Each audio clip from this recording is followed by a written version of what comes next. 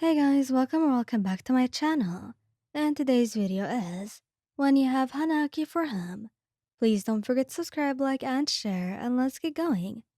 The morning sun filters through the classroom windows as you stare at your notes, trying and failing to focus on Aizawa's lecture about hero strategy.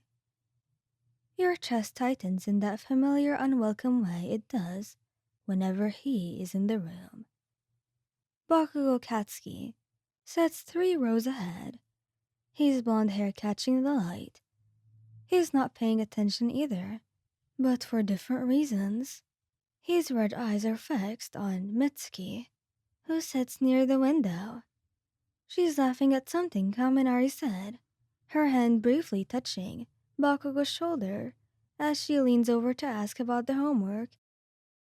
You grip your pen tighter. That should be... No, stop. But the thought finishes anyway, and with it comes the familiar itch in your throat. You cough quietly into your elbow, excusing yourself to grab water. In the bathroom, you lean over the sink and cough harder. When you look down, there are petals, delicate red ones, swirling in the white basin before dissolving. Hanahaki disease. The doctor was certain, though sympathetic. It's a manifestation of unrequited love, they'd said clinically. The emotional pain literally blooms in your lungs. The only cure is reciprocation, or you getting over the person.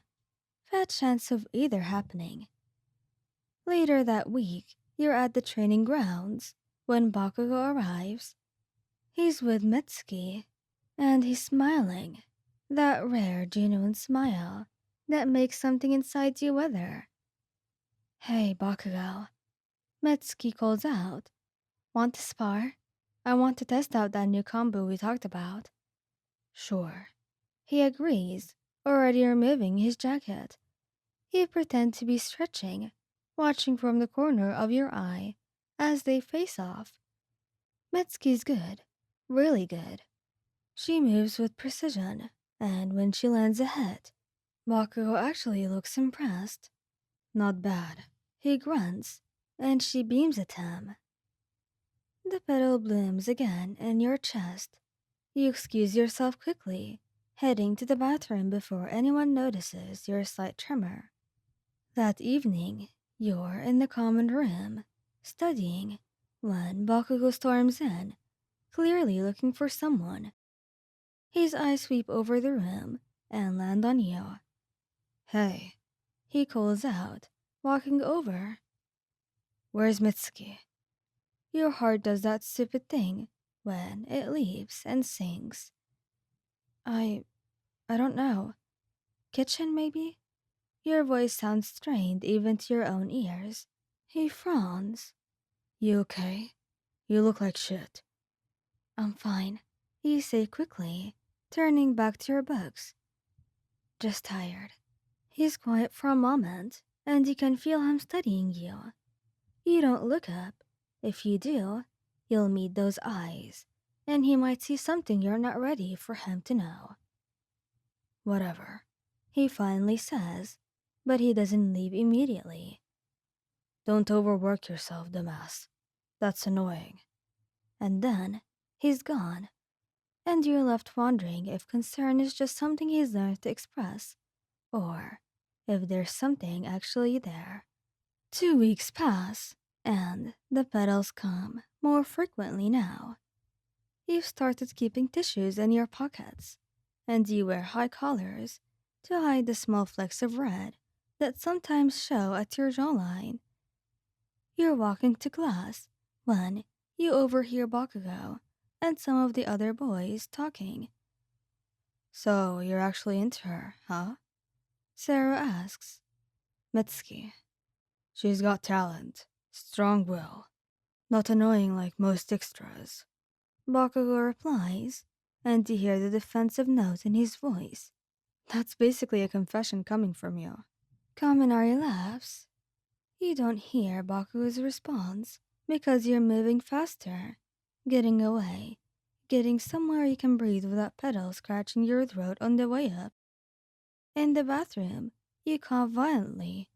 The petals are bigger now, thicker. You rinse your mouth and catch your reflection. You're paler than usual, and there's a faint blue tint around your lips that the doctor said was a sign the disease was progressing. You have a month, maybe, they'd said, before it becomes critical. The next day, you're partnered with Bakugou for a combat training exercise. You try to refuse, but Aizawa won't hear it. You two need to learn to work together. Stop complaining. Baku is clearly annoyed, but he doesn't argue with Aizawa. He just looks at you and says, "Try to keep up and don't slow me down." "I wouldn't dream of that," you mutter. The exercise is supposed to be a rescue simulation. You're supposed to work as a team, but you're not really in the headspace for teamwork. You're exhausted. Your chest hurts, and Bakugo keeps barking orders at you. "Move faster," he shouts as you dodge an obstacle. "Maybe if you weren't so..." You stop, coughing, just for a second, but it's enough. Enough for Bakugo to notice. "What the hell? Are you sick or something?" "I'm fine." You snap, but you're not. Your vision's swimming slightly, and there's a burning in your lungs. "You're clearly not fine. You're moving like an idiot." "Maybe I just don't want to be here." You snap back, and that's closer to the truth than you'd like. "Maybe I'm tired of..." You cut yourself off, coughing again. This time you taste blood. Bakugo goes very still. "That's blood." "It's nothing. I just bit my cheek." "You're a shitty liar." He steps closer, and his voice drops, becomes something more serious. "What's going on with you?" "Nothing, Bakugo, I'm fine." "Can we just finish this exercise?" He wants to push further. You can see it in his eyes. But Aizawa calls time, and the moment breaks. You decide you need to tell someone. You can't keep this secret, not when the disease is progressing this fast. You go to Recovery Girl. "How long?" you ask, quietly, sitting in her medical office. She sighs, adjusting her glasses. "If the emotional state doesn't change, a month, maybe less. The disease is accelerating." "Well, is there any way to..." "I don't know. Speed the other option. Make myself stop feeling this. I'm afraid not. These things resolve on their own time. Either your feelings change or..." She doesn't finish the sentence. She doesn't need to. A week later, you're lying in the hospital wing because you collapsed during training. It wasn't dramatic, just a sudden drop in oxygen. Your body finally reaching its limit. When you wake up, Bakugo is sitting in a chair beside your bed, asleep. His expression is unguarded in sleep. Younger somehow, less angry. There's a small bouquet of flowers on the bedside table. You wonder if he brought them. Probably not. Probably Mitsuki. You try to shift quietly, but the movement wakes him. His red eyes snap open, alert immediately. "You're awake. About damn time," He says, sitting up. "What the hell was that? Aizawa said you just dropped." "Low blood pressure. I haven't been sleeping well." "Bullshit. This is about that cough. Recover Girl won't tell me anything because of your privacy, or whatever. But..." "Bakugo, I'm okay, really." "You don't look half okay. You look like you're..." He trails off, and something in his expression shifts. "Is it serious?" "No." "Don't lie to me. Is it serious?" The weight of it all crashes down on you. The petals, the hospital bed, the knowledge that you have weeks left if nothing changed. The fact that he's sitting here, asking out of what? Was it duty? Concern for a classmate? "Why does it matter to you?" You say quietly, You've got Metsuki. You're happy. I'm just the extra who's always tired, right? Silence. Long, heavy silence. What are you talking about? His voice is dangerous now. I'm not stupid, Bakugou.